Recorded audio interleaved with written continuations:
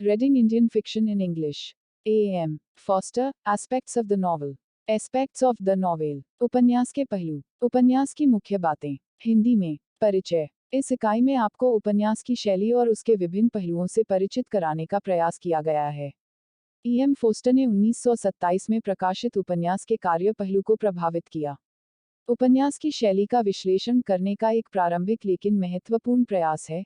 यह किसी उपन्यास को आलोचनात्मक रूप से पढ़ने की पद्धति को समझने के लिए विहित पाठ है। उपन्यास का पहलू उपन्यास की शैली का अध्ययन करने के शुरुआती प्रयासों में से एक है।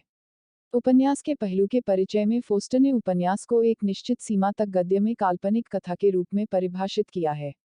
उपन्यास का पहलू मूल रूप से कैम्ब्रिज विश्वविद्यालय के ट्रिनिटी कॉलेज में E.M. फोस्टर्स द्वारा दी गई क्लार्क व्याख्यान श्रृंखला थी।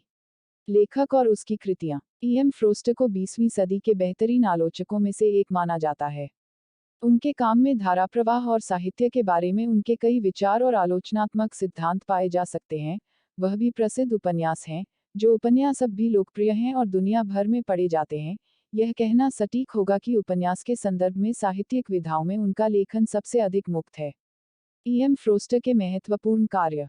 उपन्यास 1. सबसे लंबा 1907। 2. 1908 के दृश्य वाला एक कमरा। 3. A passage to India 1924। साहित्यिक आलोचना। 1. उपन्यास का पहलू 1927 और 2. साहित्य में स्त्रीलिंग नोट। यात्रा लेखन। 1. अलेक्जेंड्रिया का इतिहास और मार्गदर्शक। 2. देवी की पहाड़ी 1953। जीवनी। 1. गोल्ड्सवर्थी लोव का डिकिंसन। उपन्यास के 7 पहलू। कहानी। फोस्टर का कहना है कि यह मूल है तत्व है। उपन्यास घटनाओं को क्रमबद्ध करके एक कहानी को इस तरह से बताता है कि पाठक उत्सुक रहता है कि आगे क्या होता है। कहानी एक उपन्यास के पीछे की कहानी है जो दर्शकों को बताना चाहती है कि आगे क्या हुआ। यदि दर्शक यह नहीं जानना चाहते कि आगे क्या हुआ तो यह एक अच्छा उपन्यास नहीं है। लोग। चरित्र निर्माण यह जानने के लिए कि आगे क्या हुआ किसके साथ हुआ। फोस्टर ने उपन्यास में गोल पात्रों और सपाट पात्रों के बीच अंतर किया। सपाट पात्र वे होते हैं जिनमें गहराई और जटिलता का अभाव होता है। जो पात्र सपाट होते हैं उनमें 2 विशिष्ट गुणों में से केवल एक ही होता है। सपाट वर्णों को एक पंक्ति में संक्षेपित किया जा सकता है और वे आसानी से पहचाने जा सकते हैं। दूसरी ओर गोल पात्रों के कई पहलू होते हैं। वे अधिक पुनर्तः विकसित हैं और अधिक जटिल हैं। उदाहरण के लिए, जेन ऑस्टिन की कहानियां गोल पात्रों पर केंद्रित है। कथानक। कारण और प्रभाव पर जोर देने के साथ घटनाओं का पुनर्गणना है।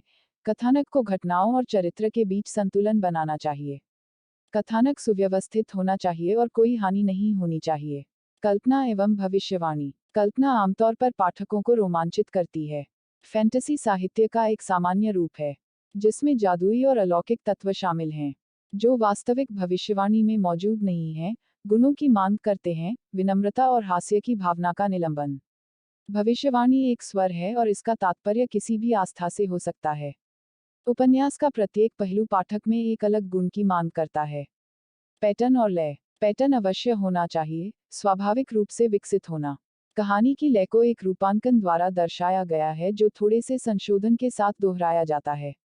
प्रस्तुति समापन। आपका धन्यवाद। Disclaimer. This notes has been made after a lot of research, yet the accuracy of the answers may vary. The author assumes no responsibility or liability for any errors or omissions in the content of this notes.